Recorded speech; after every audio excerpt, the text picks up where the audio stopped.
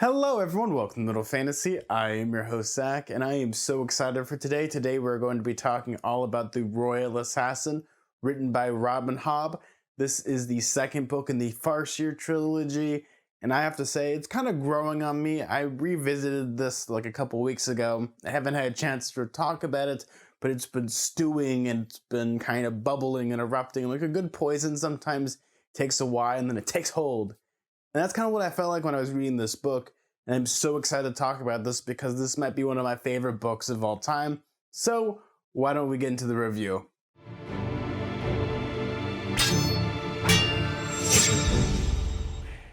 Now, I love this book.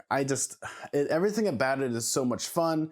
And I think it's funny that when I reviewed The Assassin's Apprentice, people kept commenting, oh, that book's kind of bad, it's probably the worst in the series. And I was like scratching my head and being like, what are you guys talking about? The Assassin's Apprentice is really good. But then I read this book. And this is the rare time where people's comments actually made sense. I was like, oh no, I was completely wrong. Yeah, I think it took everything that I loved about The Assassin's Apprentice and just shot it in the face, left it for dead pretty much in good springs. And then The Royal Assassin happened. From where you're kneeling must seem like an 18-carat run of bad luck. Truth is, the game was rigged from the start.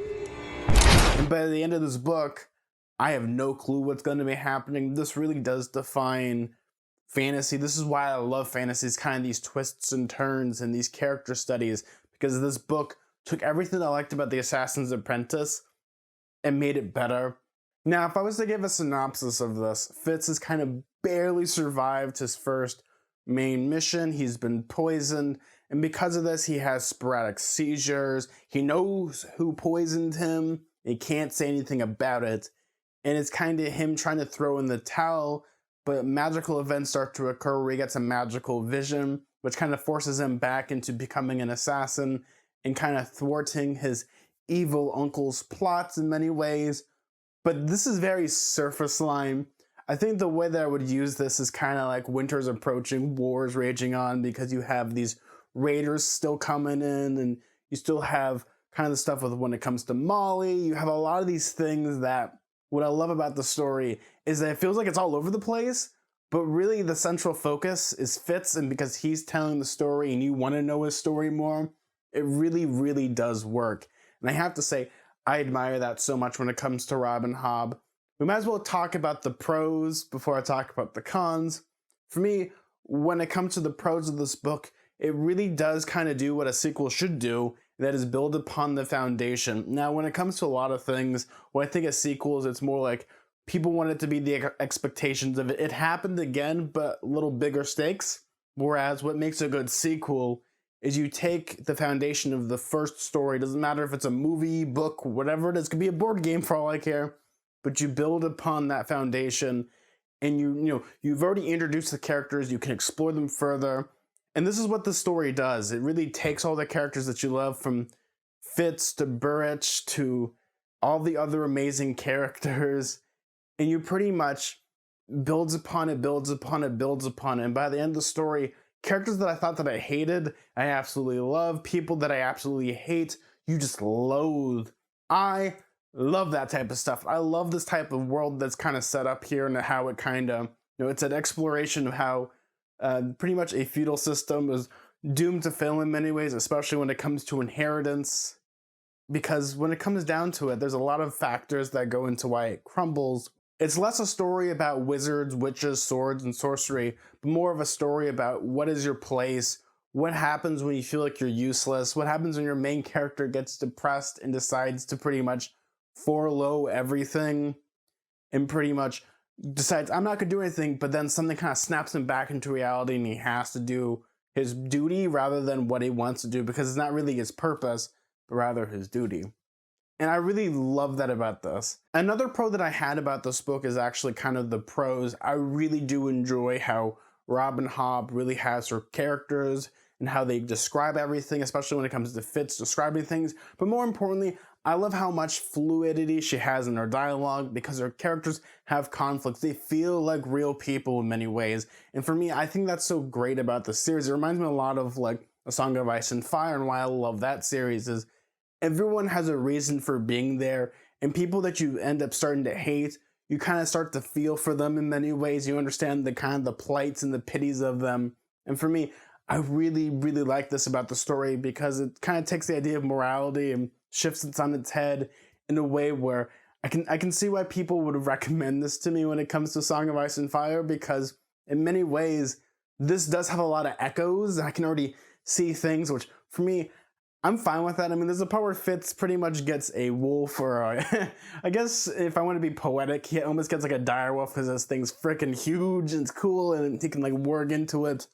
And I love that about this is that the magic is expanded upon, and it isn't very much like a Deus Ex Machina type of thing, but it works in the world, as well as what I love about this is that it has consequences. I love magic that has consequences. You give me a magic system that has consequences and I'll love it all day. And the Royal Assassin really takes that whole thing of the skill and pretty much, your special abilities, and really shows the price that you have to pay to use it. And for me, I love that so, so much. Now, I did have some cons of this book. Even though this book, it has a lot of fun character pieces, has a lot of great character moments, this book does drag. This book has kind of parts in it that feel like they're just bloated, like you could have cut them out. Maybe they would help streamline the story.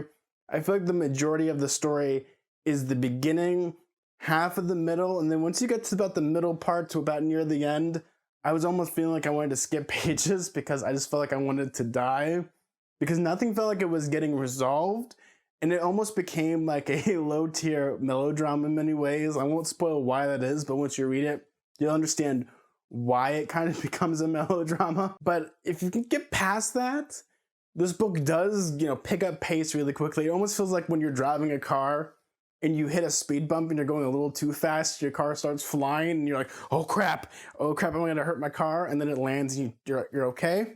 That's what it felt like. He had like that free fall for a second, which isn't necessarily a bad thing. But if you're looking for a book that isn't just constant like thriller pacing at times, you might have a hard time with this book.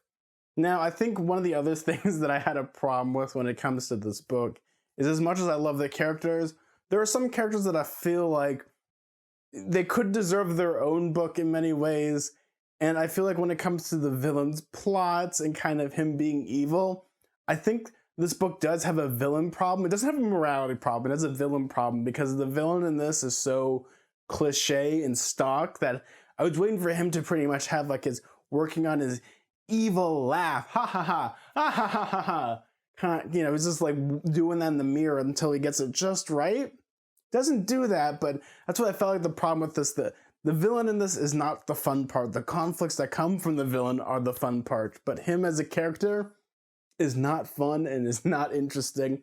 And I was just waiting for like, okay, are we picking up the plot? I know what's happening, guys. Tick, tick, tick. We're waiting for something to happen. I know exactly what's going to happen. Then it happens. Oh no, I'm shocked. But leading up to those moments, it's fine. But at the exact same time, if you can get past the villain problem, you'll have a lot of fun. The characters, the dialogue, some of the scenes straight up made me cry in many ways. There's a beautiful funeral scene in this. There's a lot of moments of action, suspense, romance. It runs the gambit in many ways. For me, I absolutely love that. And the ending of this book, not spoiling anything, I pretty much had to rush and get the next book, which, I've ordered it. It's on its way. It's coming. But I have to give this book, I don't normally rate things, but if you haven't had a chance to read this book, read it, take your time, read it again, have some more fun with it. This is a book that I plan on probably revisiting more in the future. I think when it comes to this series, I'm going to revisit it again and look at it, maybe analyze it a little more.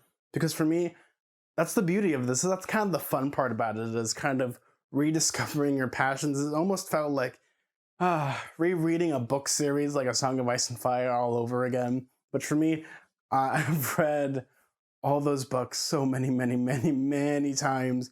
So this was like a breath of fresh air. I recommend it.